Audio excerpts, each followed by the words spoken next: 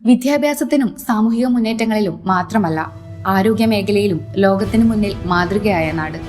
സാധാരണക്കാരന് പോലും ഉയർന്ന നിലവാരത്തിലുള്ള ചികിത്സ ഉറപ്പാക്കിയ ആരോഗ്യ വിപ്ലവത്തിന്റെ കഥയാണിത്. പഞ്ചായത്ത് തലത്തിൽ നിന്ന് ആരംഭിച്ച് ആധുനിക മെഡിക്കൽ കോളേജുകളിലേക്ക് വരെ വ്യാപിച്ച ആരോഗ്യ സൗകര്യങ്ങൾ, പ്രാഥമിക ആരോഗ്യ കേന്ദ്രങ്ങളെ ഫാമിലി ഹെൽത്ത് സെന്ററുകളാക്കി മാറ്റിയ ദൗത്യം, പ്രതിരോധത്തിന് നൽകിയ പ്രാധാന്യം, നിപ്പ, കോവിഡ് പോലുള്ള മഹാമാരികളെ അതിജീവിച്ച ആത്മവിശ്വാസവും കരുത്തും, ഇവയെല്ലാം ചേർന്നതാണ് കേരളത്തിന്റെ ആരോഗ്യരംഗം ഇന്ന് ലോകശ്രദ്ധ നേടുന്നത്. ഇതാണ് കേരളത്തിന്റെ ആരോഗ്യ വിപ്ലവത്തിന്റെ കഥ.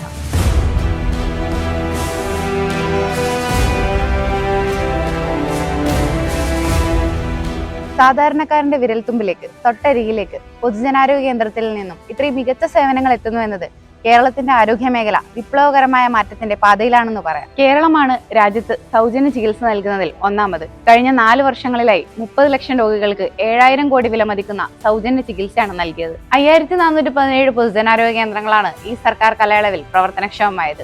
ആർദ്രം മിഷനിലൂടെ 740-ലധികം പ്രാഥമികാരോഗ്യ കേന്ദ്രങ്ങളെ കുടുംബാരോഗ്യ കേന്ദ്രങ്ങളാക്കി മാറ്റി.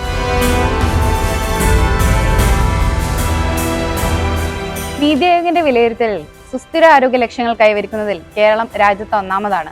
മാതൃമരണ നിരക്കും ശിശുമരണ നിരക്കും വികസിത രാജ്യങ്ങൾക്ക് സമാനമായി കുറഞ്ഞു. ഡയാലിസിസ് സംവിധാനം 12 ആശുപത്രികളിൽ നിന്നും 150 ആശുപത്രികളിലേക്ക് വ്യാപിപ്പിച്ചു. 14 ജില്ലകളിലും സൗജന്യ പെരിട്ടോണിയൽ ഡയാലിസിസ് സംവിധാനം നടപ്പിലാക്കി. ജില്ലാ ഹോസ്പിറ്റലുകളിലും താലൂക്ക് ഹോസ്പിറ്റലുകളിലേക്കും ഹൃദ്രോഗ ചികിത്സാ സംവിധാനങ്ങൾ വ്യാപിപ്പിച്ചു. ബ്ലോക്ക് അലിയിച്ചു കളയുന്ന റീറ്റിപ്ലേസ് എന്ന 60,000 രൂപ വില വരുന്ന ഇഞ്ചക്ഷൻ തികച്ചും സൗജന്യമായി നൽകി. ഹൃദയാഘാതങ്ങൾക്ക് സമയബന്ധിതമായി ചികിത്സ ഉറപ്പാക്കുന്ന കാത്ത് ലാബുകൾ 4-ൽ നിന്നും 22-ആയി വർദ്ധിപ്പിച്ചു. ക്യാൻസർ ചികിത്സ താലൂക്ക് തലത്തിൽ ലഭ്യമാക്കി. മലബാർ ക്യാൻസർ സെന്ററിൽ കാർട്ടി സെൽ തെറാപ്പി വികസിപ്പിക്കുന്ന ഇന്ത്യയിലെ ആദ്യത്തെ കേന്ദ്രമായി മാറി. മധ്യ കേരളത്തിന്റെ ക്യാൻസർ ചികിത്സാ രംഗത്ത് വൻ കുതിച്ചുചാട്ടമുണ്ടാക്കുന്ന കൊച്ചിൻ ക്യാൻസർ സെന്റർ 387 കോടി രൂപ ചെലവിൽ അത്യാധുനിക സംവിധാനങ്ങളോടുകൂടി ആരംഭിച്ചു. നമ്മൾ ഒന്നിച്ചൊന്നായി തുടങ്ങി വെച്ചതൊക്കെ പൂർത്തീകരിക്കാൻ ഇനിയും ഇടത് തുടരണം. Vote four LDF.